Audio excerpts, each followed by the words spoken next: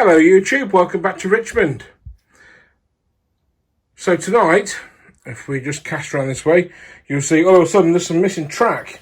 So I was looking at my track earlier and a couple of locos don't like these sort of three curves that I've lifted. Mainly because this point that was here was a bit knackered and the frog gap was huge. And then there was a kink there, a kink there and a kink there. That stuff didn't really like run over. So I seem to remember when I had finished extending the layout earlier this year, I sort of laid these curves in a bit of a hurry because I just wanted to get trains running. So I thought I might as well relay them and just run them a bit smoother. And I'd used Hornby FlexiTrack, believe it or not, to lay these three curves. And Hornby FlexiTrack, if you don't already know, is absolutely rubbish. It's terrible. If you ever have the choice between Pico FlexiTrack and Hornby FlexiTrack, buy the Pico. Do not buy the Hornby FlexiTrack. It is awful. Seriously awful.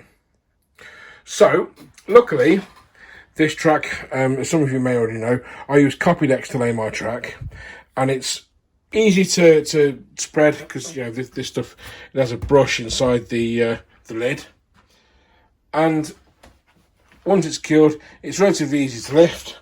I always use one end of a 12-inch steel rule just to gently prise the track away from the adhesive, as it is quite sticky, but it's not that sticky that you can't overcome it with a tiny bit of force without damaging the track.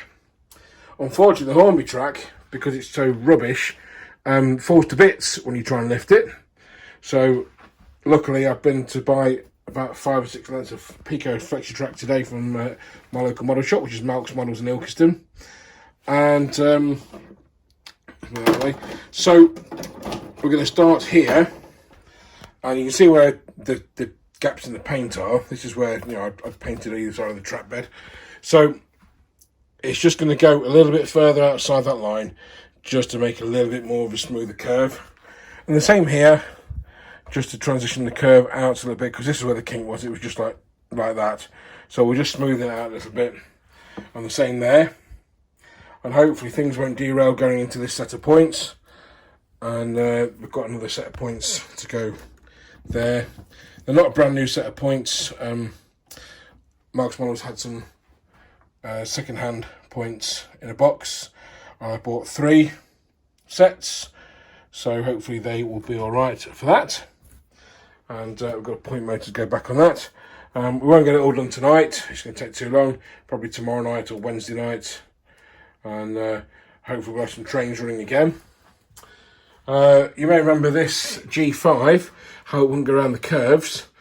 I found out why it won't go around the curves now, partly because of the kinks in the track, and partly because the bogie that's underneath the cab and the bunker, there is a spring between that and the body, that and the chassis, that sort of maintain contact with the track. It is quite rear heavy, so if you take the spring out, all that happens is it just flops like that. Now the spring doesn't seat correctly into the bogie. It catches and stops the bogie from pivoting and swinging properly, which is why it was derailing on the curves. I'm going to have to either cut the spring down or use a smaller spring and then sort of glue a plate on top of the bogie just so the spring doesn't push through, and then hopefully it'll be all right and I'll be able to carry on. And I was going to sell this. I'm still at 2 miles whether to sell it or not. I'll let you into a secret now. I did participate in a Vectis auction on Friday, the 11th, and I've won several locomotives, one of which is another G5. So depending on which G5 works the best, one will be going, one will be staying. I suspect this one will be staying once I've got the problems with the bogie sorted, although it is up for sale at the moment. So we'll see what happens when the other one turns up. I have got to go to Thornaby to collect them, otherwise I have to wait 3 weeks for postage. I'd rather take advantage of my employer's train passes and make my way up to Thornaby from Derby. 3-hour train journey just to collect them. A bit silly in tier 3, I know, but I'm going to take my mask and take all precautions not to come into contact with people and maintain a social distance. But I paid a lot of money for these locos, so I understandably want them sort of pronto. Anyway, moving back onto this. Also today, I have been to my timber yard. It's also in Ilkeston in Marks Models, and I've ordered some timber to extend the layout. So I can't remember if I talked about this in a previous video. Excuse me. So here we're going to insert a foot long board, and then we're going to extend the platforms by a foot. This will, I'm not doing it to get a longer train in, but my troop train, which is currently 5 coaches, I believe, or 6 coaches, 5 coaches. I can either extend it to 6, or I can just keep it as 5 and get the whole train platformed. The whole point of it is it's sort of a perspective sort of thing. So a train filling the platform makes it look like a toy, like a model, in my opinion. A shorter train gives a sense of size, a sense of scale. So if the platform sort of dwarfs the train, is longer than the train, then it should look about right. Even though the real Richmond, you could probably get at least 8 or 9 or 10 or more coaches on the platform, as it was extended several times during its existence. At the moment, I can get 5 coaches and a loco in, which will be about the max. And 5 coaches and a loco will look about right on a troop train, even though the troop trains would have been sort of a lot more than that.